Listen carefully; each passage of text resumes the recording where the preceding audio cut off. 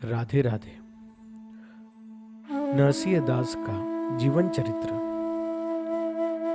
अध्याय 13, कुंवर बाई का संसार चित्र।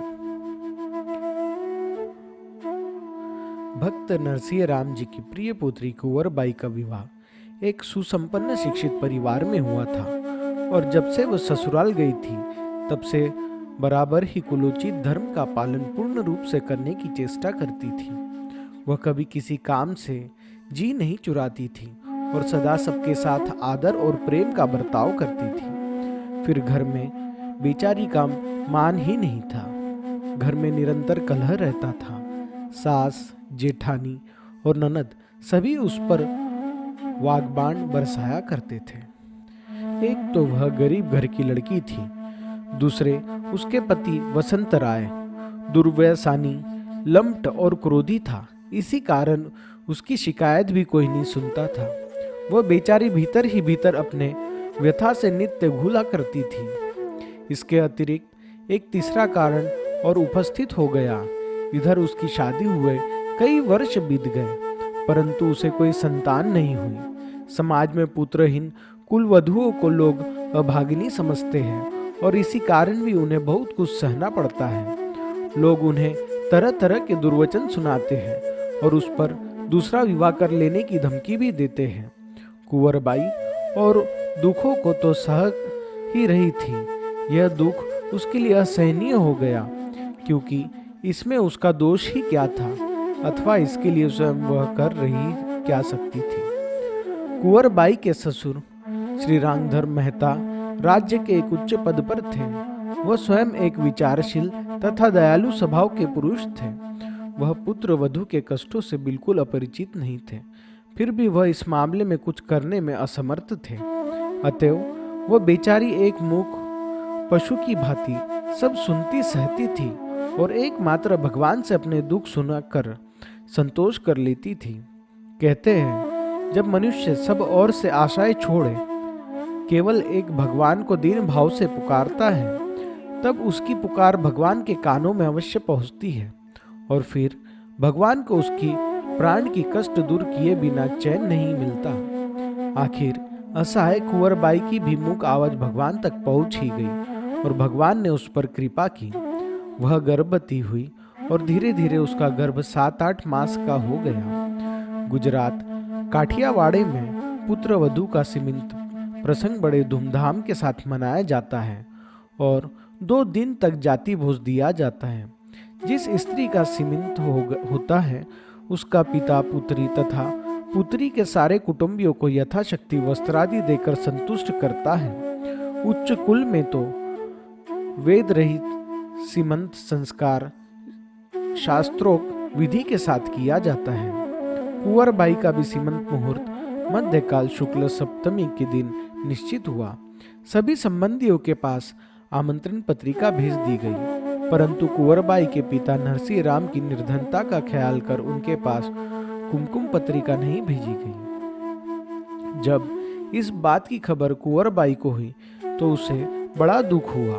उसने सास के पास जाकर बड़ी नम्रता के साथ पूछा, सास जी, क्या जूनागढ़ मेरे पिताजी के पास कुमकुम पत्रिका नहीं भेजी गई है?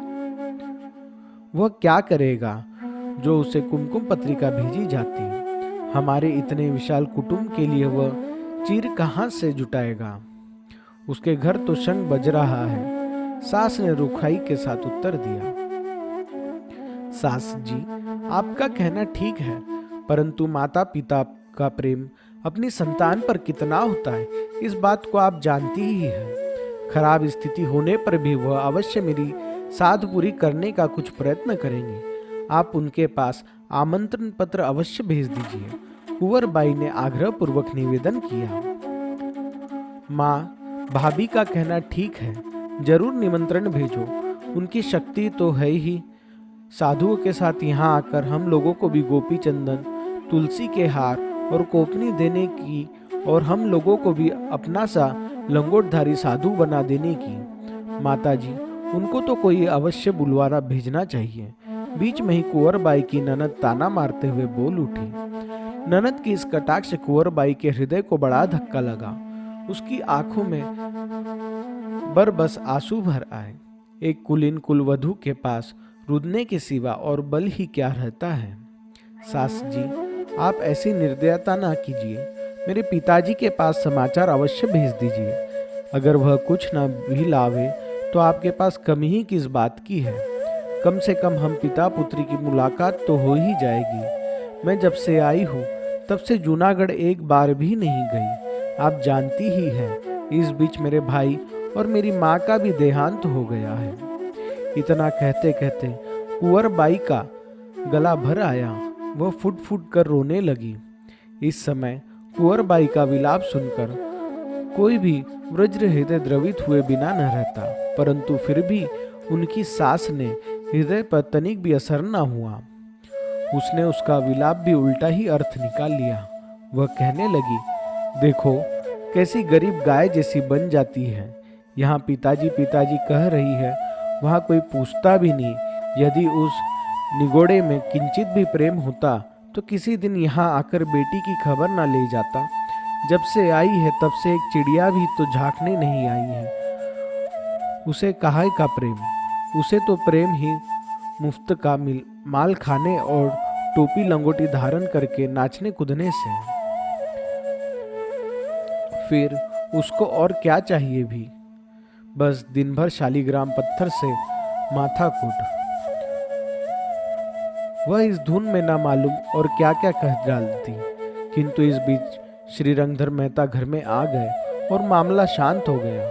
उनकी पत्नी की आवाज तथा बहू की रुलाई सुनकर किंचित क्रोधवश में पूछा, क्या बात है? आज बहू क्यों रो रही है? तुम दोनों माँ बेटी क्यों इस गरीब लड़की के पीछे बारंबार लगी रहती हो? बात कुछ नहीं है। बहू कहती है, मेरे पिताजी के पास कुमकुम पत्रिका भेजिए, और मैं कहती हूँ कि कोई जरूरत नहीं। श्री रंगधर जी की पत्नी ने उत्तर दिया, इसमें कौन बात है? मैंने तो इसलिए पत्रिका नहीं भेजी कि इससे भक्तराज के भजन में व्यर्थ बाधा पहुंचेगी और कुछ व्याग का भार आ जाएगा, और भार आने से उन्हें कष्ट भी होगा। यदि बहू की ऐसी इच्छा है तो मैं आज ही ब्राह्मण के हाथों कुमकुम पत्रिका भेज देता हूँ। श्री रंगधर मेहता ने शुद्ध हृदय से आश्वासन देते हुए कहा। अपने वचन के अनुसार श्री रंगधर मेहता तुरंत एक ब्राह्मण को बुलाया और आमंत्रण पत्र उसे देकर जूनागढ़ भेज दिया। कुंवर बाई को इस बात से संतोष हुआ। वह प्रसन्नता पूर्वक अपने गृह कार्य में लग गई। राधे राधे। जय श्री राधे। जय श्री कृष्ण।